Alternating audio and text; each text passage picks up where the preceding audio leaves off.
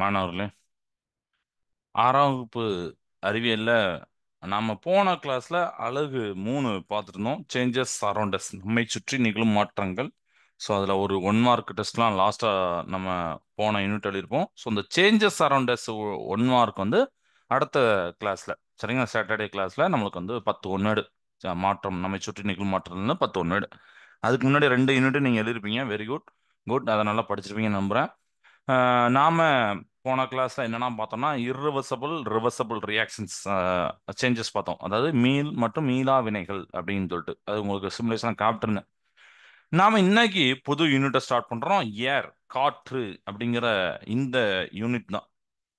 But but காற்றை பத்தி நம்ம என்ன சார் தெரிஞ்சுக்கணும்? காற்று தான் நம்ம டே டு லைஃப்ல இருக்கே அப்படின்னு நம்ம நினைப்போம். அப்படிதானே? எஸ், அப்படிதான் நினைப்போம். ஆனா இந்த காற்றால என்னென்ன ஃபங்க்ஷன் நடக்குது, என்னென்ன செயல்பாடுகள் நடக்குது அப்படிங்கிற நம்ம புரிஞ்சுக்கிட போறோம். அதனாலதான் இந்த யூனிட்டை அவங்க கொடுத்துருக்காங்க, சரிங்களா. ஸோ ஏர் அப்படின்னு கொடுத்துருப்பாங்க. ஏர்னு கொடுத்துட்டு அதில் பார்த்தீங்கன்னா பூமி உருண்டையை போட்டிருப்பாங்க. Burning, combustion, composition, uses of air அதெல்லாம் போட்டிருப்பாங்க. அடுத்தனா நம்மளோட யூசஸ் ஆஃப் ஏர்லாம் போட்டிருப்பாங்க. ஸோ இந்த யூனிட்டை நீங்க தெரிஞ்சுக்கணும். காற்று எங்குமே இருக்கு. இந்த காற்றுனால மனிதர்களுக்கும் தாவரங்களுக்கும் விலங்குகளுக்கும் எப்படி யூஸ்ஃபுல்லா இருக்கு, இது போக மற்ற ப்ராசஸ் என்னலாம் அப்படிங்கலாம் பார்க்க போறோம். காற்றோட இயல்பு மற்றும் பயன்களை பட்டியலிடுதல். To identify the components and uses of air. காம்பனன்ட்ஸ்னா என்ன அப்படிங்கன்னு பார்க்க போறோம், சரியா. To develop skills in performing experiment and arriving at conclusion. சில சோதனை இல்லை நிறைய பார்த்தீங்கன்னா ஆக்டிவிட்டி கொடுத்துருப்பாங்க. அதெல்லாம் நீங்கள் செஞ்சு பார்த்து திறன் பெறணும். எரிதலில் ஆக்சிஜனோட பயன்பாட்டை அறிந்து கொள்ளுதல். அப்புறம் பூமியில் தாவரங்க விலங்குகளுக்கு காற்றோடைய முக்கியத்துவம் குறித்து உணர்ந்து கொள்ளுதல். நமது வளிமண்டலத்தில் பாதுகாக்க வேண்டிய அவசியத்தை உணர்தல், சரிங்களா. நாம to clarify the role of oxygen the process of burning பார்ப்போம். To realise the significance of air for the survival of plants and animals on earth. ஓகேவா. To appreciate the need of air in protecting our atmosphere. இதெல்லாம் நம்ம இந்த யூனிட்டை படித்த பிறகு இதெல்லாம் நமக்கு தெரியும், இந்த யூனிட்டோடைய நோக்கம். ஓகே, ஏர், காத்தை பத்தி சொல்லுப்பா, ஒரு 10 லைன் சொல்லுனா என்னன்னா சொல்ல முடியும்? 10 லைன் வருமா? காத்து நம்மளை சுத்தி இருக்கு, வேற என்ன தெரியும் அது போக? ம் இட் இஸ் பிரசன்ட் எவ்ரிவேர், அப்படிதான்.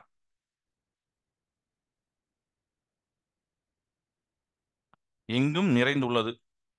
இந்த ரூம்ல இருக்கு, நீங்க உட்கார்ந்துருக்க ரூம்ல இருக்கு, வெளியில இருக்கு, எல்லா பக்கமும் இருக்கு. நம்மளால காத்தை பார்க்க முடியாது, அப்படின்னா we cannot see air. But feel பண்ணலாம். நீங்க வெளியில போனோடனே உங்களோட தலைமுடி அசைறத பார்க்கலாம். அப்புறம் மரங்கள் அசைறத பார்க்கலாம். இதை மாதிரி நிறைய இதுல வந்து பார்க்கலாம், அப்படிதானே. அப்புறம் நீங்க ஏதாவது துணி காய போட்டிருந்தீங்கன்னா துணி ஆடும். இதெல்லாம் வச்சு நம்ம பார்க்கலாம். புக்குடைய பக்கங்கள் மாறும். Pages of an open book flutters when the fan is switched on அப்படின்னு போட்டிருப்பாங்க. அப்புறம் நீங்க விளாடுவீங்க, அதாவது பட்டம் விட்டு விளாடுவீங்க. அந்த பட்டம் விடுறதுக்கு பார்த்தீங்கன்னா காற்று ரொம்ப ரொம்ப இம்பார்ட்டன்ட். காற்றே இல்லைன்னா இப்படி விட முடியும், அப்படிதானே. ஸோ நம்மளால டச் பண்ண முடியாது, டேஸ்ட் பண்ண முடியாது. பட்டு நம்ம என்ன பண்ண முடியும்? ஃபீல் பண்ண முடியும். பார்க்க முடியாது, எதுவுமே முடியாது, ஆனால் ஃபீல் பண்ண முடியும், அப்படிதானே. So air is present all around us. நம்மை சுற்றி, எல்லாரை சுற்றியும் காற்று எங்கும் உள்ளது. ஏர் தான் நாம வாழ்றதுக்கு ரொம்ப முக்கியமானது. அப்படியா சார்? சார் ஆக்சிஜன் சார் சொன்னாங்க, நீங்க காத்து இம்பார்ட்டன்ட் சொல்றீங்களே அப்படின்னு நீங்க நினைக்கலாம். ஆக்சிஜன் இம்பார்ட்டன்ட், ஆனா உங்களை சுற்றி உள்ள காற்றுல ஆக்சிஜன் தனியாவா நீங்க வந்து சுவாசிப்பீங்க, அப்படிதானே? கரெக்டா. கா நம்ம சுத்தி நம்ம ஆக்சிஜன் தான் சுவாசிக்கும் அப்படின்னு நம்மளால ஐடென்டிஃபை பண்ண முடியும். ஆக்சுவலி நம்ம ஏரை தான் சுவாசிக்கும், காற்றை தான் சுவாசிக்கும். ஆனா அந்த காத்துல இருக்கிற ஆக்சிஜன் நம்மளுக்கு துணை புரியுது. அதை நம்ம டீட்டெயிலாக பார்ப்போம். பட் ஒரு லைன்ல சொல்றேன். அண்டு அவங்க சொல்லியிருப்பாங்க air is necessary for us to live அப்படின்னு சொல்லிருப்பாங்க, அப்படிதானே. அதாவது நாம் உயிர் வாழ காற்று மிக அத்தியாவசியமானது. ஏன்? நம்மளால சாப்பாடு இல்லாம சில நாட்கள் வாழ முடியும், நீர் இல்லாம சில மணி நேரங்கள் வாழ முடியும். ஆனா காற்று இல்லாம நம்மளால வாழ முடியாது, அப்படிதானே. எனவே அனைத்து உயிரினங்களுக்கும் உயிர் வாழ காற்று மிக அவசியமாகிறது. Air is very important for all living beings to survive, சரிங்களா. எல்லா உயிர் வாழலுக்கும் காரணமும் என்னது? ஏர் தான், சரிங்களா. ஆல் லிவிங் பீயிங்ஸ்க்கும் இதுதான்.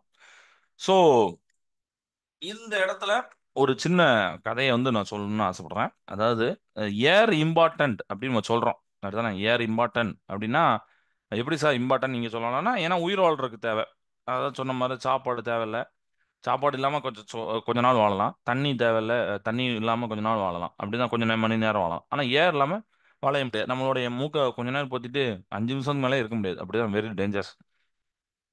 ஸோ இதோட இம்பார்ட்டன்ட் படி இதே மாதிரி இம்பார்ட்டன்ட் நம்ம லைஃப்ல நம்மளுக்குன்னு ஒரு கோல்ல இருக்கணும். நம்மளுக்குன்னு ஒரு செயல்பாடுல இருக்கணும் அப்படிங்கிற மாதிரி ஒரு கதை உண்டு. அதாவது ஒரு ஊர்ல ஒரு துறவி இருக்காரு. துறவி வந்து அவர் உங்களுக்கு தெரியும். துறவினா எப்படின்னா, அவருக்கு இந்த உலக ஆசைகள்லாம் வேண்டாம் அப்படின்னு சொல்லிட்டு இருப்பார். ஆனா அவர் நல்ல ஞானியா இருப்பார். அப்படிதானே? இப்ப நிறைய விஷயங்கள் தெரிஞ்சிருக்கும். அவர் வந்து அதுக்காண்டி உலகத்துல மத்தவங்கலாம் வாழக்கூடாது, எல்லாம் துறவி ஆகணும்னு சொல்லவும் மாட்டார். மத்தவங்க வாழுங்க, நல்லபடியா வாழுங்க, நல்ல விஷயங்கள், நல்ல செயல்கள் செஞ்சு வாழுங்கன்னு தான் சொல்லுவாங்க. அப்படிதானே? ஸோ அந்த மாதிரி துறவி ஒருத்தர் வந்து இருக்காரு. அந்த ஊர்ல இருக்கிறாரு. அப்போ அந்த ஊருக்கு ஒரு புது ஊருக்கு போறாரு. அப்போ அந்த ஊருக்கு வந்தோடனே எல்லா மக்களும் அவரை வழிபடுறாங்க. வழிபட்டோடனே ஒரே ஒருத்தனுக்கு மட்டும் ஒரு மனசுல ரொம்ப நாளா ஒரு இது இருந்துச்சு. ஒரு சந்தேகம், ஒரு ஆசை. என்ன ஆசைன்னா, அவன் வந்து ரொம்ப வாழ்க்கையில முன்னேறணும்னு துடிக்கிறான். ஆனா அவனால அதை ஒழுங்கா பண்ண முடியல. ஒவ்வொரு விஷயங்களையும் ஒழுங்கா அவனால நேரத்தை கொடுத்து, கவனத்தை கொடுத்து பண்ண முடியல. இப்போ உதாரணத்துக்கு நம்மளே பார்க்கலாமே. நீங்க ஏதோ ஒரு புக்கு படிப்பீங்க. அப்பதான் சயின்ஸ் எக்ஸாமு இல்ல சோசியல் எக்ஸாம் வைப்பாங்க. அப்பதான் டிவில ஏதோ ஒன்று போடுவான். உடனே அங்க கவனம் திரும்பும். செல்போன்ல அப்பதான் ஒரு நோட்டிஃபிகேஷன் வரும். அப்படி நம்ம கவனம் அங்க திரும்பும். வெளியில அப்பதான் பையன் ஒருத்தன் கத்திட்டு போவான். என்ன கத்திட்டு போறான்னு சொல்லிட்டு அதை பார்ப்போம். கவனம் திரும்பும். எப்படி கவனம் திரும்பும்? அப்படிதானே மனிதர்களுடைய வாழ்க்கை ஃபுல்லாமே அப்படிதான் இருக்கும். இத கவனத்தை யாரு முழுமையா செலுத்துறாங்க, அவங்க தான் வாழ்க்கையில வின் பண்ணுவாங்க. அப்படிதானே? அப்போ இவனால வாழ்க்கையில ஜெயிக்க முடியல. இவனோட கவனம் சிதறது, நல்லா ஒரு விஷயத்த முழுமையா பண்ண முடியல. அப்போ அந்த துறவியை தனியா சந்திச்சுட்டு துறவிட்ட கேட்குறான். எனக்கு வந்து இந்த மாதிரி வாழ்க்கையில வின் பண்ணணும், வெற்றி அடையணும்னு ஆசை. அதுக்கான செயல்கள் எனக்கு தெரியுது. கண் முன்னாடி தெரியுது. ஆனா என்னால அது முழு மூச்சா இறங்க முடியல. நான் வந்து ஏனோ தானோன்னு இருக்கேன். ஒரு ஒரு 5 நிமிஷம் பண்றேன், 10 நிமிஷம் பண்றேன். அப்புறம் திருப்பி டைவர்ட் ஆகி கவனம் சிதறி நான் என்ன பண்றேன்னா, வேற ஏதோ வேலைய பார்க்குறேன். அப்புறம் வேற ஏதோ பொழுத போக்குறேன். இந்த மாரி பண்றேன். எப்படி நான் ஜெயிக்கணும்? அப்படின்னு வந்து கேட்டாராம். உடனே அதுக்கு "நீ வா" அப்படின்னு சொல்லிட்டு அவர கூட்டு போயிட்டு அந்த துறவி வந்து அந்த பையன கூட்டு போயிட்டு ஒரு தொட்டியில நெறைய தண்ணி இருந்துச்சு. அந்த தண்ணியில அவருடைய தலைய அந்த பையனோட தலைய புடிச்சு தண்ணிக்குள்ள உள்ள முக்கிட்டாராம். அவன் விடவே இல்ல. அவன் கத்துறான். ரொம்ப இது பண்றான். ஒரு டைம்ல துறவியெல்லாம் அடிச்சிடலாமா அப்படிங்கிற ஒரு கோவம் கூட வருது. அப்புறம் துறவியோட கையெல்லாம் தட்டி போட்டு பார்க்க. ஆனா இவரு கொஞ்சம் ஸ்ட்ராங்கானனால அவர அந்த பையன அப்படி பண்றாரு. பண்ணோனே ஒரு 5 நிமிஷம் கழிச்சு எடுத்துட்டான்.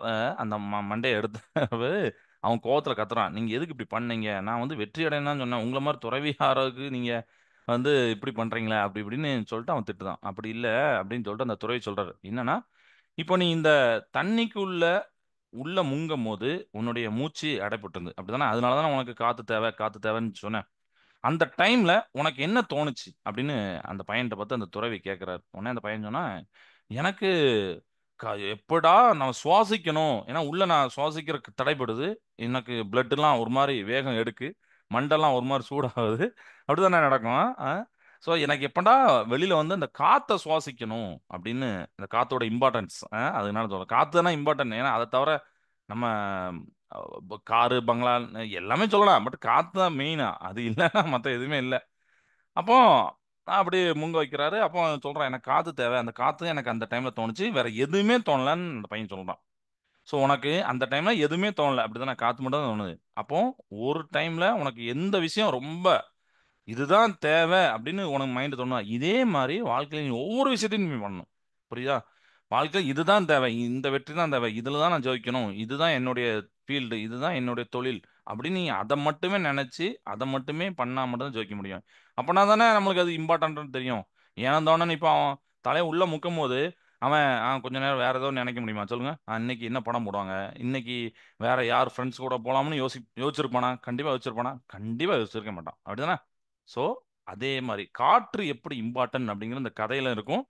அண்ட் நம்மளுடைய இலக்கும் எவ்வளோ இம்பார்ட்டன்ட். காத்துக்கு நிகரா இலக்க எப்படி கொண்டு வரணும்னு சொல்லிட்டு அந்த துறவி சொன்னதா உங்களுக்கு நான் சொல்றேன். ஸோ இதே மாரி தான். நம்மளுக்கு எக்ஸாம் இம்பார்ட்டன்ட்னா, எக்ஸாம்ல கவனத்தை செலுத்தணும். அடுத்த ஒரு ஒரு ஜாபுக்கு போனா, அந்த ஜாப்ல கவனம் செலுத்தணும். எல்லாத்துலயும் நான் கவனத்த செலுத்தி எங்கேயுமே போகலன்னு சொல்லிட்டு நம்ம, ஐயோ! நான் அது போலயே, இது போலயே அன்னைக்கு இப்படி போயிருக்கலாமே, இன்னைக்கு இப்படி போயிருக்கலாம் சொல்லி பிரயோஜனம் இல்ல. அப்படிங்கிறது இந்த கதையில தெரிஞ்சுக்கலாம். ஸோ ஏர் எல்லா இடத்துலயும் இருக்கு. அப்படிதானே? இப்போ இந்த ஏருக்கு அப்புறம் பார்த்தீங்கன்னா, அட்மாஸ்பியர் அப்படின்னு ஒரு லைன் குடுத்திருப்பாங்க. ம். அட்மாஸ்பியர் அப்படின்னா வளிமண்டலம். ஆக்சுவலி வளி அப்படின்னா காற்று அப்படின்னு அர்த்தம். மண்டலம் அப்படின்னா ஒரு ரீஜியன். லேயர் லேயரா இருக்கும். ஒரு ஃபோட்டோவ காமிக்கிறேன். உங்களுக்கு நம்ம புக்ல போட்ட இதுதான். காமிக்கிறேன் பாருங்க. இந்த ஃபோட்டோ ஓப்பன் பண்ணி வச்சிருந்தா ஓகே. ஷேர் ஆகும். செகண்ட். ஸோ ஷேர் ஆகுதுன்னு நினைக்கிறேன். Okay. So here you can see layer. அதுதானே? நம்மளோட அட்மாஸ்பியர் லேயர் இப்படி தான் இருக்கும். நம்ம புக்கில் போட்டிருப்பாங்க. பட் இதில் காமிக்கிறதுக்கு exosphere, thermosphere, mesosphere, stratosphere, troposphere அப்படின்னு போட்டிருப்பாங்க. தமிழில் பார்த்தீங்கன்னா மேலேருந்து நான் கீழே வரேன். இது வளிமண்டலத்தோடைய அடுக்குகள். சரிங்களா? மேலே உள்ளது எக்ஸோஸ்பியர் அப்படின்னா எக்ஸ் அப்படின்னாலும் புறம் வெளியில் போகிறது அப்படின்னா புற வெளிமண்டலம். அடுத்து தெர்மோஸ்பியர் அதில் சொல்லியிருப்பாங்க. அப்புறம் மீசோஸ்பியர் அப்படின்னு சொல்லியிருப்பாங்க. சரிங்களா? அதாவது தமிழில் பார்த்தீங்கன்னா புறவெளி மண்டலம், அது கீழே அயனி மண்டலம், அப்புறம் இடைவெளி மண்டலம், அப்புறம் அடுக்கு மண்டலம், அடுக்கு வளிமண்டலம், அப்புறம் ஓசோன் படலம் சொல்லியிருப்பாங்க. ஓசோன் லேயர் வந்து இதில் ஒரு ஒயிட் கலரில் லேயர் கொடுத்துருப்பாங்க. சரிங்களா? அது ட்ரோபோஸ்பியருக்கும் ஸ்ட்ராட்டோஸ்பியருக்கும் நடுவில் இருக்கும். அடிவளி மண்டலம்னா அந்த அடியில் உள்ள ட்ரோபோஸ்பியர். அடிவளி மண்டலத்துக்கும் அடுக்கு வளிமண்டலத்துக்கும் நடுவில் பார்த்தீங்கன்னா ஓசோன் படலம் இருக்கும். மீசோஸ்பியருங்கிறது பார்த்தீங்கன்னா ஒரு 5 இதில் பார்த்தீங்கன்னா இடையில இருக்கு, நடுவில் சென்ட்ரல் இருக்கலாம். அதனால மீசோஸ்பியர் வந்து இடைவெளி மண்டலம் அப்படின்னு சொல்லுவாங்க. அதுக்கப்புறம் பார்த்தீங்கன்னா தெர்மோஸ்பியர் அயனி மண்டலம், எக்ஸோஸ்பியர் புறவளி. இந்த மண்டலம் இப்படி நம்மளுடைய வளிமண்டலம் இருக்கு அப்படின்னு சயின்டிஸ்ட் கண்டுபிடிச்சிருக்காங்க. வெறும் காற்று மட்டுமே இருக்கக்கூடிய ஒரே ரீஜன் கிடையாது. சரிங்களா? இந்த மாதிரி லேயர் லேயரா இருக்கும். இதுல அவங்க ஒவ்வொரு பிக்சரை போட்டிருப்பாங்க. பட் அது நம்ம பெரிய கிளாஸ் படிப்போம். ஸோ இந்த எக்ஸோஸ்பியர்ல பார்த்தீங்கன்னா ரொம்ப ரொம்ப ரொம்ப லோ டெம்பரேச்சர் இருக்கும். ம். மீசோஸ்பியர்ல பார்த்தீங்கன்னா பர்னிங் ஆஃப் மீட்டர்ஸ் அப்படின்னு போட்டிருப்பாங்க. அப்படிதானே? அதுல நம்ம அந்த புக்லையும் பார்க்கலாம், அந்த படத்துலையும் பார்க்கலாம். புறவெளி மண்டலத்துல ரொம்ப ரொம்ப குறைந்த வெப்பநிலை இருக்கும். இடைவெளி மண்டலம் அப்படின்னு நம்ம சொல்றோம்ல, அதெல்லாம் பார்த்தீங்கன்னா மின் கற்கள் எரியும். காமிச்சிருக்கனா? அந்த போட்டோவை பாருங்க மீசோஸ்பியர்ல. ஓசோன் படம் அப்படிங்கிறது நமக்கு தெரியும். அடிவெளி மண்டலத்துக்கும் அடுக்கு வளி மண்டலம் ஸ்ட்ராட்டோஸ்பியருக்கும் ட்ரோபோஸ்பியருக்கும் நடுவில் இருக்கும். இருக்கா? அந்த ஓசோன் லேயர் தான் நம்மளுக்கு ரொம்ப ரொம்ப இம்பார்ட்டன்ட்.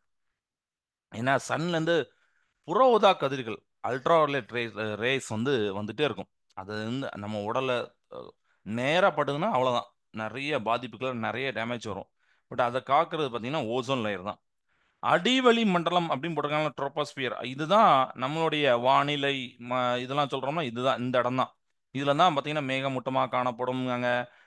இன்று வெயில் அடிக்குமாங்க, மேக வெடிப்புமாங்க. எல்லாமே இந்த இதுல தான் நடக்கும். வானிலை மாறுபாடுன்னு சொல்றாங்க இந்த இடத்துல. ஓகேவா? இப்போ இது இந்த இடம், இந்த பிக்சர் உங்களுக்கு புரிஞ்சிருக்கும். ஓகே. இப்போ அடுத்து இன்னொரு இதை காமிக்கிறேன். செகண்ட். அதாவது நம்மளுடைய காற்று எதுக்கெல்லாம் யூஸ் ஆகுது அப்படிங்கிறத நம்ம அப்ளை கேட்டோம்னா எதுக்கெல்லாம் யூஸ் ஆகும் அப்படின்னு சொன்னா நம்ம சுவாசிக்க மட்டும் இல்லை, இது போக நிறைய விஷயங்கள் இருக்கு. அது பார்க்கலாமா? நீங்க இப்போ ஒரு சிமுலேஷன் இது பார்க்குறீங்க. அவங்க வந்து எதுக்கெல்லாம் காத்து யூஸ் ஆகுது அப்படிங்கிற நிறைய ப்ராசஸ் போட்டிருப்பாங்க. இதுக்கு முன்னாடி நமக்கு தெரியாட்டாலும் இதுலேருந்து நீங்க தெரிஞ்சுக்கலாம். ரொம்ப சிம்பிளான இதுதான். ஓகேவா? To study the role of air in each activity. ஒவ்வொரு ஆக்டிவிட்டிலும் ஏர் எப்படி இம்பார்ட்டன்ட் அப்படிங்கிறது நீங்க பார்க்கலாம். இப்போ உதாரணத்துக்கு இப்போ ஃபர்ஸ்ட் விறகு எரியுது. அப்படிதானே? அப்போ எரியுது அப்படின்னாலே கம்பஸ்டன். அது நீங்க படிப்பீங்க பின்னாடி. So combustion the role of air in burning is to provide oxygen, which is necessary for the combustion process to release energy. Energy from A substance அப்படின்னு சொல்லிப்பாங்க. இந்த தமிழ்ல சொல்றேன். எரிதலுக்கு காற்று ரொம்ப ரொம்ப முக்கியம். ஏன்னா அந்த காற்றில் இருக்கிற ஆக்சிஜன், எரிதலுக்கு ஆக்சிஜன் ரொம்ப முக்கியம். காற்று அப்படின்னு சொல்லிட்டு அந்த காற்றில் இருக்க ஆக்சிஜன் ரொம்ப ரொம்ப முக்கியம். ஏன்னா இதுதான் அந்த எரிதலுக்கு தேவையான ஆற்றலை கொடுக்கும். சரிங்களா? அந்த சப்ஸ்டன்ஸ்ல இருந்து அப்படின்னு சொல்லிப்பாங்க. ஓகே. இப்போ நெக்ஸ்ட் போலாம். இது ஒரு பையன் பட்டம் விடுறான். அப்படிதானே? Fly a guide. இப்போ பட்டம் விடுறதுக்கு காற்று தேவைப்படுது. ஸோ இப்போ இதை எடுத்துட்டு இங்க வைக்கிறேன். Fly a guide. Correct. Air provides a lift that allows a kite to rise and stay in the sky when the wind flows over its wings or sails அப்படின்னு சொல்லிப்பாங்க. ஒன்றும் இல்லை, பட்டம் பறக்கிறதுக்கும் மேலே நல்லா நிற்கிறதுக்கும் பார்த்தீங்கன்னா காற்று தான் தேவைப்படுது அப்படிங்கிறத நம்ம பார்க்கணும். ஓகேவா? இப்போ நெக்ஸ்ட் வேற இதில் யூஸ் ஆகும் பார்க்கலாம். படகு, கப்பல், இதெல்லாம் இது யூஸ் ஆகுது அப்படிதானே? ஸோ செயலியே headset. The role of air in moving a yacht is to fill the sails and generate wind-driven force that propels the yacht forward அப்படின்னு சொல்லிப்பாங்க. இந்த ஏரால தான் அந்த படகு வந்து முன்னாக்கி பின்னாக்கிலாம் போகுதுல்ல, இதுக்கு வந்து அந்த ஏர் தான் காரணம் அப்படிங்கிறத தெரிஞ்சுக்கலாம். அடுத்த ப்ராசஸ், மின் விளக்குகள் எரியுற மாதிரி காமிச்சிருக்காங்க அப்படிதானே? இதை நம்ம இந்த இதுல இருந்து எடுக்கணும். பிரீத்திங்கா, மெயின்டெனன்ஸ் ஸ்ட்ரக்சர் ஆஃப் சாயிலா, ஜென்ரேட் பவரா, ஃப்ளை த பிளாக்கா, ப்ரொடியூஸ் வாட்டர் வேப்பரா, ஜென்ரேட் விண்ட் எனர்ஜியா, bulb glowing on the pole அப்படின்னு போட்டிருப்பாங்க. ஸோ நம்ம வந்து என்ன பண்ணலாம், அந்த பல்பு க்ளோயிங் இப்படி கொடுத்துருக்கோம். ஸோ இது correct. The role of air is to provide oxygen for the filament inside the bulb to burn, producing light அப்படின்னு சொல்லிப்பாங்க. ஏன்னா இந்த இடம், இந்த பாயிண்ட் ரொம்ப ரொம்ப முக்கியம். ஏன் சார் முக்கியம்னா, பல்ப் எரிய பார்த்தா நம்ம என்ன நினைப்போம்? ஓகே, கரண்ட் தானே தேவை, அதில் இருக்குங்க சார் ஏர் தேவைப்படுது நம்ம நினைப்போம். எல்லாரும் அப்படி தான் நினைப்போம். ஸோ அதுக்கு தான் சூப்பரான ஒரு இது கொடுத்துருப்பாங்க பாருங்க. The role of air is to provide oxygen for the filament. பல்புக்குள்ள ஒரு ஃபிலாமெண்ட் இருக்கும் அப்படிதானே? அந்த ஃபிலாமெண்ட் தான் ஆக்சுவலி எரியும், பர்ன் ஆகும். அதனால தான் பல்ப் எரியும் நம்ம சொல்லுவோம். ஆக்சுவலி உள்ள இருக்க ஃபிலமெண்ட் தான் எரியும். அந்த ஃபிலமெண்ட் தான் எரிஞ்சு லைட்டை தரும். அதுக்கு தேவை ஆக்சிஜன். ஸோ ஏர்ல இருக்க ஆக்சிஜன் அதுக்கு இம்பார்ட்டன்ட். இப்போ புரிஞ்சுதா? பல்ப் க்ளோயிங் ஆன போல். இப்போ நெக்ஸ்ட் ஆக்டிவிட்டி பார்ப்போம். நெக்ஸ்ட், ஏதோ மாடு வந்து புல்ல திங்கிற மாதிரி காமிச்சிருப்பாங்க. இதுல என்ன எனர்ஜி இருக்கு இந்த ஆக்டிவிட்டியில பாருங்க. ஜென்ரேட்டிவ் விண்ட் எனர்ஜியா, ப்ரொடியூஸ் வாட்டர் வெப்பரா, ஃப்ளை த பிளாக்கா, ஜென்ரேட் பவரா, மெயின்டைன் ஸ்ட்ரக்சர் ஆஃப் சாயில் அப்படின்னு பிரீத்திங் கொடுத்துருக்காங்களா? So maintain structure of soil இது இல்லை அப்படிதானே? அப்போ நம்ம வந்து யோசிக்கலாம். அப்போ இது இல்லைன்னா அப்போ வேற எதாவது நீங்கள் வேற எதுனாலும் போட்டு பார்க்கலாம். உதாரணத்துக்கு சும்மா நான் போட்டு பார்க்கேன், ஃப்ளை த பிளாக், இல்லை ஃப்ளாக்கே இல்லை, அப்போ தப்பு. இந்த ஆக்டிவிட்டி வச்சு நம்மளுக்கு தெரியாத வந்து தெரிஞ்சுக்கலாம். அப்போ இது என்ன பண்ணுது? பிரீத்திங் பண்ணுது. கரெக்டா? ஏன்னா சுவாசிக்கு நமக்கு அது புல்ல சாப்பிட்ற மாதிரி இருந்தாலும் ஆக்சுவலி அங்கே என்ன நடக்கு? சுவாசிக்கு பிரீத்திங். ஸோ இதை படிப்போம். Air plays no direct role in cow grazing in the field, but it is essential for the cow's breathing and overall well-being while they eat grass and move around சொல்லியிருப்பாங்க. இதை தான் நான் ஃபர்ஸ்டே சொன்னேன். நம்ம அதனால தான் ஃபர்ஸ்டே ஒரு இதாக காமிச்சோம். புல்ல திங்கிறவங்கன்னா அதில் என்ன சார் நம்மளுக்கு காட்டு தேவைப்படும், அது சார் புல்ல திங்கின்னு நினைப்போம். அதுதான் அவங்க சொல்லியிருப்பாங்க. என்னன்னா, புல்ல திங்கிறதுல எதுவுமே டைரக்டான ரோல் கிடையாது ஏருக்கு. ஆனால் அந்த கவ்வோடைய பிரீத்திங், பசு மாட்டோடைய பிரீத்திங்குக்கு ஏர் தான் காரணம். அதோடைய நல்ல உடல், அதாவது உடல் நலம்பாங்கல்ல, அந்த கிராஸை நல்லா தள்ளி போய் சாப்பிடணும், நிறைய சாப்பிடணும், இதெல்லாம் உடல் நலத்துக்கு காரணம் இந்த ஏர் அப்படின்னு சொல்லியிருக்காங்க. ஓகேவா? ரைட். நெக்ஸ்ட் போலாமா? நெக்ஸ்ட், ஏதோ ஒரு பனி பிரதேசம் மாதிரி காமிக்காங்க. இதுல எப்படி இது வரும்? இதுல நீங்க சிமுலேஷன்ல பார்க்கலாம்.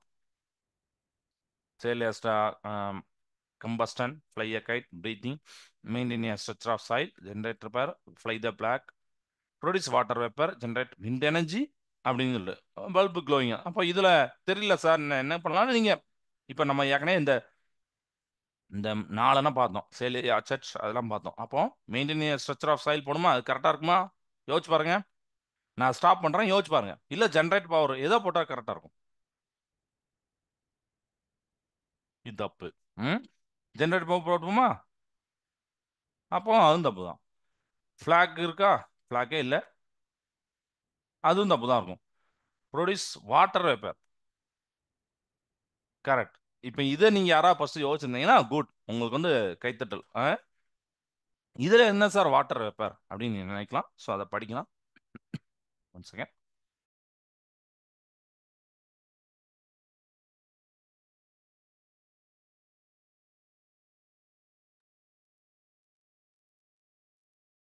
So air plays a role in snowfall by cooling and freezing water vapour causing it to crystallize into snowflakes that fall to the ground அப்படின்னு சொல்லியிருப்பாங்க. சிம்பிளா சொல்ல போனா இந்த ஏர் தான் அந்த ஸ்னோஃபாலுக்கு காரணம் அப்படிதானே. ஏன் நம்ம ஸ்னோஃபால்னு என்னது பனி தான். அந்த பனி வந்து நீரால தான் வருது. நீர் வந்து ஆவியாகி அந்த ஆவி குளிர்ந்து திருப்பியும் பனிக்கட்டியா மாறுது. இதனால தான் நம்ம படிக்கிறோம் இதுதானே. So air plays a role in snowfall by cooling and freezing water vapour. சரிங்களா. வாட்டர் வேப்பரை கூல் பண்ணுறது அப்புறம் ஃப்ரீசிங் பண்ணுறது. சரிங்களா. ஸோ அதனால அது வந்து கிறிஸ்டலைஸ் பண்ணுது. கிறிஸ்டலைஸ் அந்த பனிக்கட்டியாக மாற்றுது. அதனால ஸ்னோ ஃப்ளேக்ஸ் கிடைக்கு அப்படின்னு சொல்லி இப்போ முடிஞ்சுதா. ஏர் இந்த இடத்துல இம்பார்ட்டண்ட்டாக இருக்குன்னு சொல்லிட்டு இப்போ நெக்ஸ்ட் போலாமா. நெக்ஸ்ட் இது என்னது பண்ணுறாங்க, ஏதோ தண்ணியை ஊற்றுறாங்களா சார். கரெக்டு.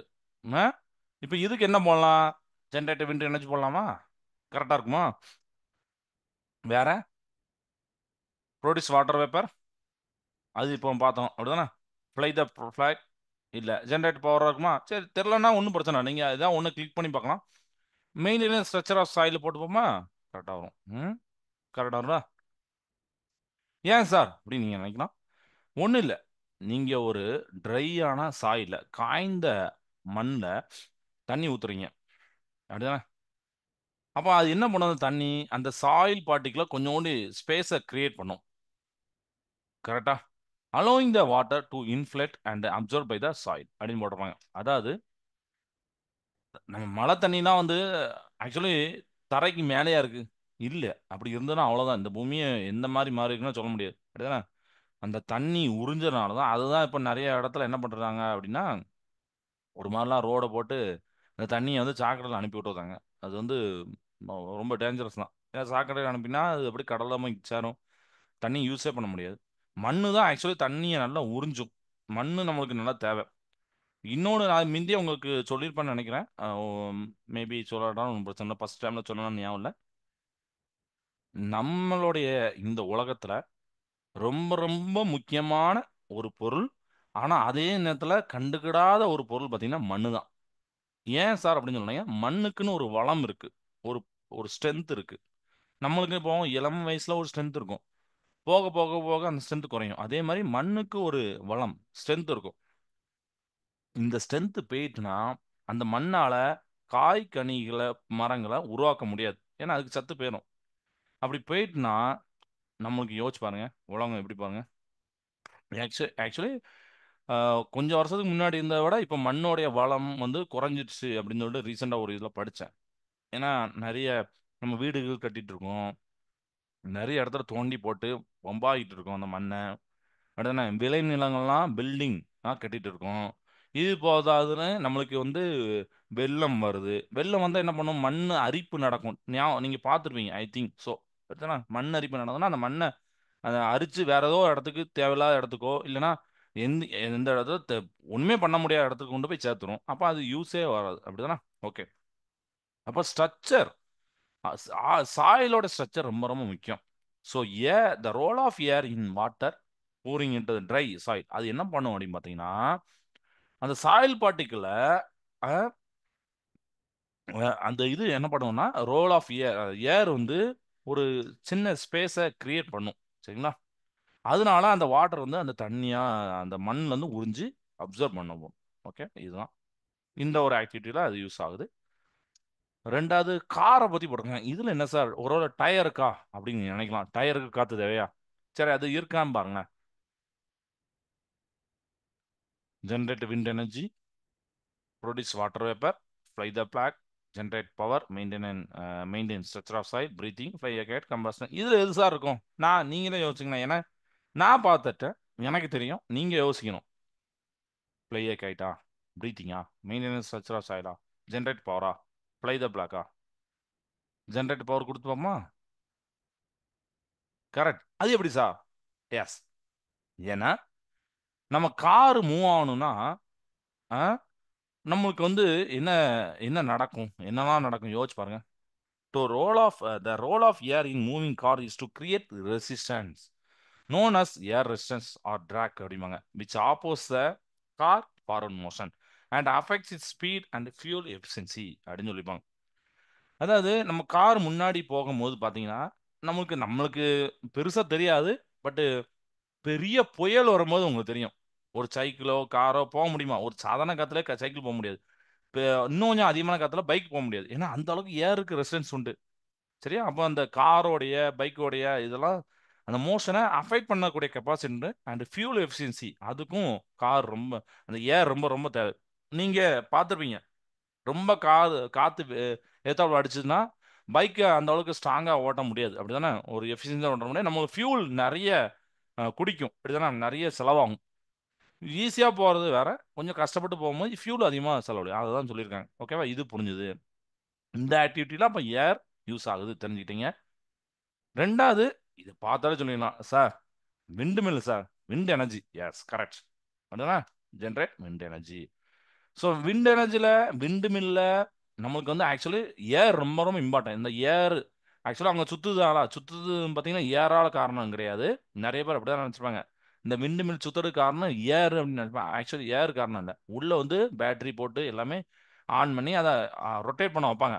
பட் ஒரு ஏரியால ஏர் அதிகமாக இருந்ததுன்னா இந்த பிளேடு இருக்குல்ல அதுக்கு ஏற்றாப்புல அது கொஞ்சம் ஸ்பீடாக சுத்தும். அப்போ கரண்ட் அதிகமாக நம்ம ப்ரொடியூஸ் பண்ணோம். அதுக்கு தான் சரிங்களா? The role of air in a windmill is to turn its blades which then generate mechanical power to electricity அப்படின்னு சொல்லிப்பாங்க சரிங்களா? அதுதான் காரணம். ஸோ அந்த விண்ட்மில் அந்த பிளேடு இருக்குல்ல பிளேடு ரொம்ப சுத்தும். ஸோ மெக்கானிக் எனர்ஜியாக இருக்கும். ஸோ நம்ம ஆல்ரெடி பார்த்த மாதிரி தான் மெக்கானிக் எனர்ஜி எலக்ட்ரிக் எனர்ஜியாக கன்வெர்ட் ஆகும். நம்ம ஆல்ரெடி பார்த்துக்கோம்ல விண்டு மில் அதெல்லாம் ஒரு ஒரு இடத்துல சொன்னோம்ல அதில் எலக்ட்ரிசிட்டி யூனிட்ல. ஸோ இங்கேயும் அந்த விண்டு மில்லாம் பார்க்குறோம். அப்போ இதில் ஏர் ரொம்ப ரொம்ப இம்பார்ட்டண்ட்டாக இருக்கு. ஓகே, நெக்ஸ்ட் நம்மளுடைய மதிப்பு மிக்க பெருமை மிக்க நம்மளுடைய கொடி அப்படிதானே நம்ம நாட்டு கொடி. ஸோ ஃப்ளை த ஃபிளாக். காற்று இருக்கணும். அந்த காற்று இருக்கும்போது அசையும் போது அது ஒரு அழகு அப்படிதானே? அந்த அழகு நம்ம வார்த்தையெல்லாம் சொல்ல முடியாது. அந்த அளவுக்கு அழகா இருக்கும். சாதாரணமாக இருக்கிறத விட அந்த காற்றுல அசையும் போது நல்லா இருக்கும் அப்படிதானே? So air causes the flag to flutter by creating movement and pressure difference in on it surface அப்படின்னு சொல்லிப்பாங்க. அதாவது ஏர் வந்து இந்த கொடிக்கு மேல போகும். அப்போ போகும்போது ஒரு ப்ரெஷர் டிஃபரன்ஸ் கிரியேட் ஆகும். அதெல்லாம் பட் டீப்பா நம்ம பின்னாடி பெரிய கிளாஸ் படிக்கணும். அதாவது ஏரோப்ளேன் போகுதுலப்பா, ஏரோப்ளேன் போறதுக்கு மேலேயும் அந்த பிளேனுக்கு மேலேயும் பிளேனுக்கு கீழேயும் ப்ரெஷர் டிஃபரன்ஸ்லாம் இருக்கும். பட் அதை டீட்டெயில் பார்ப்போம் பின்னாடி. ஸோ இதுதான் நம்ம role of air in activity எல்லாத்தையுமே பார்த்தாச்சு. குட்ஸ். இப்போ உங்களுக்கு நல்லா புரிஞ்சிருக்கும்னு நினைக்கிறேன். இதில் எந்த டவுட் இருந்தாலும் நீங்கள் வந்து என்ன கேட்கலாம் அப்படின்னா நம்மளுடைய சேட் பாக்ஸில் கேட்கலாம். சார் எனக்கு இது புரியலை சார், அது புரியலை சார் அப்படின்னு சொல்லலாம். ஓகேவா? ரைட். ஸோ இப்போ நம்ம ஃபஸ்ட்டு ஏர்னா எப்படின்னு ஒரு இன்ட்ரடக்ஷன் பார்த்தோம். அடுத்து அட்மாஸ்பியரோட லேயர்லாம் பார்த்தோம். அதுக்கப்புறம் ஏர் எங்கெல்லாம் வந்து ஒரு இம்பார்ட்டண்ட்டான ரோல் இருக்குது அப்படிங்கிறத நம்ம பார்த்தோம். ஏன்னா அதுக்கு முன்னாடி இதை பார்க்கறதுக்கு முன்னாடி சில 2 3 விஷயங்கள் கூட நம்மளுக்கு தெரிஞ்சிருக்காது. கரெக்டாக அதை நம்ம இங்கேருந்து பார்த்துக்கிட்டோம். ஓகே. அதனால தான் உங்க புக்கில் பார்த்தீங்கன்னா காற்றின் பயங்கள் அப்படின்னு போட்டிருப்பாங்க. அதில் சுவாசிக்கும் மனிதன், எரிக்கப்படும் எரிபொருள், சைக்கிள் டியூப்பு, நோயாளிக்கு அந்த நீங்கள் நிறைய படத்தில் பார்க்கலாம். அந்த மூக்கும் வாய்ச்சி அந்த மாதிரி ஒன்று வச்சுருப்பாங்க. ஆக்சுவலாக அது ஆக்சிஜன் கொடுப்பாங்க அந்த பேஷண்ட்டுக்கு. மலை ஏறுவர் ஆக்சிஜன் சிலிண்டர் வச்சுருப்பாங்க, பார்த்துருப்பீங்க. ஓகேவா? ரைட். வளிமண்டலம். நமது பூமியானது காற்றாலான ஒரு மிகப்பெரிய மேலுறையால் மூடப்பட்டுள்ளது அப்படிதானே? இது வளிமண்டலம் என அழைக்கப்படுகிறது. அட்மாஸ்பியரை நம்ம சொல்றோம். அட்மாஸ்பியர்னா என்ன அப்படின்னா our earth is surrounded by the huge envelope.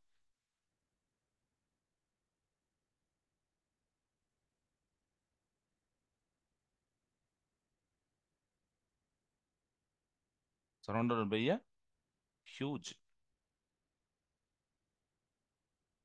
envelope of air. அதுதான் என்னது? அட்மாஸ்பியர். சரியா?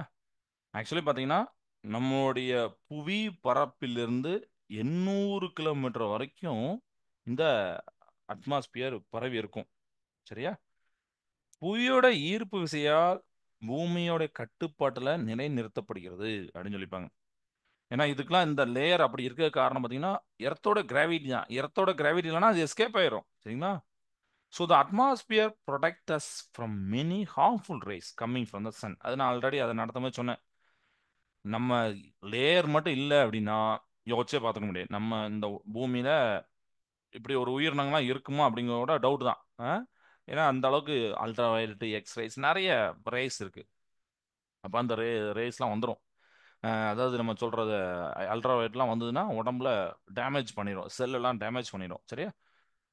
The air envelope is thicker near the earth surface and as we go higher the density and availability of air gradually decrease அப்படின்னு ஒரு வார்த்தை கொடுத்துருப்பாங்க. இது என்ன வார்த்தை அப்படின்னா, நீங்க பார்க்கலாம் நம்மளுடைய எர்த்தோட சர்ஃபேஸ் பக்கம் தான் பார்த்தீங்கன்னா ஏர் வந்து கொஞ்சம் நல்லா நிறைய இருக்கும். ஏன்னா அந்த எர்த்து கிராவிட்டி பிடிச்சி இழுத்து வச்சுக்கும். ஏர் மாலிகுல் அதிகமாக இருக்கும். நான் ஆல்ரெடி டென்சிட்டியில் சொல்லியிருப்பேன்னு நினைக்கிறேன் உங்களுக்கு. நீங்கள் எர்த்தோடைய சர்ஃபேஸ்னு மேலே போக போக போக பார்த்தீங்கன்னா, அதாவது நம்ம மலை ஏறுறவங்க பார்த்தீங்கன்னா எர்த்தோட சர்ஃபேஸ்ல தான் மேலே இருக்கும். அவங்களாம் பார்த்தீங்கன்னா மூச்சு முட்டும், ஒரு மாதிரி மூச்சு விடுறதுக்கே கஷ்டப்படுவாங்க. ஏன்னா அவைலபிலிட்டி ஆஃப் ஏர் இருக்காது, மேலே போக போக குறையும். ஓகேவா? அது நல்லா தெரிஞ்சுக்கோங்க. This is because as we go higher the force of gravity decreases. ரைட்டா? மேலே போக போக கிராவிட்டி குறைஞ்சிட்டே இருக்கும். கிராவிட்டி நம்ம ஜீன் போடும், கிராவிட்டி குறையும். அப்போ ஏர் மாலிகுல் இங்கே பார்த்தீங்கன்னா ஒரு 50,000 மாலிகுல் இருக்கு, சும்மா சொல்றேன். இங்கே பார்த்தீங்கன்னா ஒரு 20,000 மாலிகுல் தான் இருக்கு. இங்கே பார்த்தீங்கன்னா ஒரு 5,000 மாலிகுல் தான் இருக்கு. அப்போ 5,000 மாலிகுல சுவாசிக்கிறது அந்த இடத்துல அது கஷ்டமாக தானே இருக்கும். அதுதான். So it is not able to hold large amount of air. மேலே போக போக இதெல்லாம் இருக்கும். புவியோடைய ஈர்ப்பு விசை பார்த்தீங்கன்னா மேலே செல்ல செல்ல குறையும். ஏன் குறையும்னு சொல்லிட்டு நீங்கள் 11th படிப்பீங்க, அதுக்கு ஃபார்முலாலாம் இருக்கு. பட் இந்த லைனை இங்கே தெரிஞ்சுக்கோங்க. மேலே போக போக புவி ஈர்ப்பு விசை குறையும். அதனால அதிக அளவான காற்றை புவியால் ஈர்க்க முடியாமல் போகலாம், ஈர்க்க முடியாமல் போகிறதுன்னு சொல்லியிருப்பாங்க. அப்போ இந்த இடத்துல அதிகமான காற்றை நம்மளோட கிராவிட்டினால ஹோல்டு பண்ண முடியல. புரியுதா? அப்புறம் நம்ம காமிச்ச அந்த லேயர் சொல்லிப்பாங்க, ட்ரோபோஸ்பியர் அதெல்லாம் சொல்லிப்பாங்க. அந்த ட்ரோபோஸ்பியர் தான் ரொம்ப க்ளோசஸ்ட் டு த எர்த்து. அதை நம்ம பார்த்தோம், அந்த பிக்சர்லேயே பார்த்தோம். It extends upward for about 16 kilometre of the surface of எர்த்னு சொல்லிப்பாங்க. ஸோ அந்த பாயிண்ட் ரொம்ப முக்கியம், எது வரைக்கும் இருக்கு அப்படின்னு சொல்லிட்டு.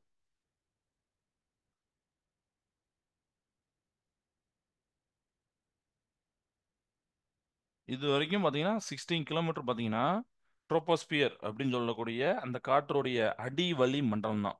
நாம் வாழும் அடுக்கு இதுதான். அடிவளி மண்டலமாவது பூமிக்கு அருகில் உள்ள நாம் வாழும் அடுக்குன்னு சொல்லிப்பாங்க. இந்த இது புவி மேற்பரப்பிலிருந்து 16 கிலோமீட்டர் உயரம் வரையிலான காற்றினுடைய இயக்கம் இந்த அடுக்கில் தான் நடைபெறும். இந்த அடுக்கில் தான் நீராவி வந்து மேகங்களா உருவாகி இருக்கு அப்படின்னு சொல்லிப்பாங்க. பூமியை நாம் அனுபவிக்கும் வானிலைக்கு இந்த அடுக்கே காரணம். வலுவான காற்று மற்றும் மாறுபாடான வானிலை தவிர்ப்பதற்காக இவ்வடுக்குக்கு மேல்தான் வானூர்திகள் பறக்கின்றன அப்படின்னு ஒரு இம்பார்ட்டன்ட் சொல்லியிருப்பாங்க. ஸோ இதெல்லாம் இங்கிலீஷ்னு சொல்கிறேன்.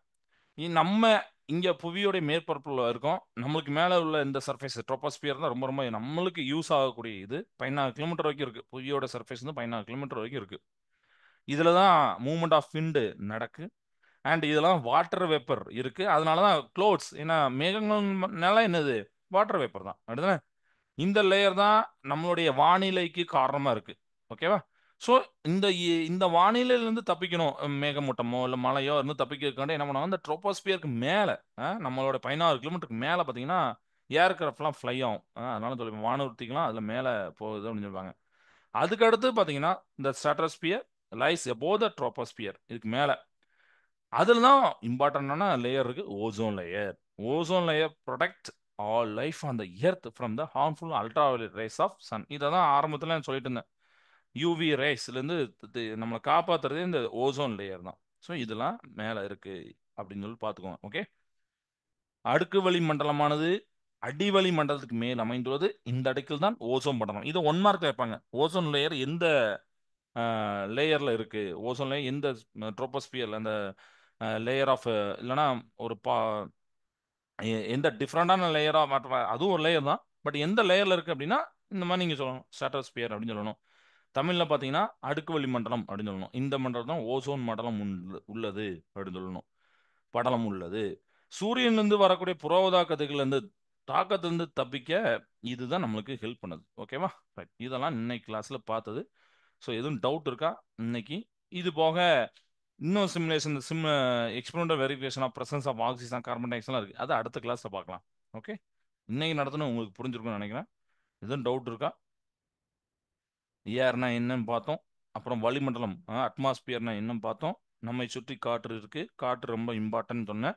அதுக்கு சில ஆக்டிவிட்டி உங்களுக்கு போட்டு காமிச்சேன் சிமுலேஷன்ல. அதை பார்த்தா உங்களுக்கு ஒரு கேம், ஒரு சின்ன சூஸ் பண்ணலாம். ஓகே இது கரெக்டா, இது இப்போ இந்த இடத்துல யூஸ் ஆகுதா, இந்த இடத்துல யூஸ் ஆகலையா அப்படின்னு உங்களுக்கு தெரிஞ்சிடும்.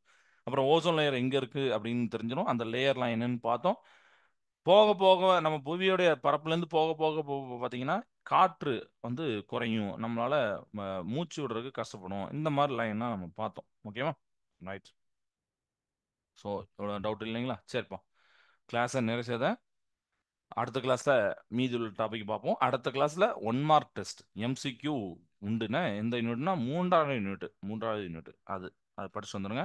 இப்போ நான் கிளாஸ் நிறைவு பண்ணோம். வாழ்க பாரதம், வெல்க தமிழகம். நன்றி, வணக்கம்.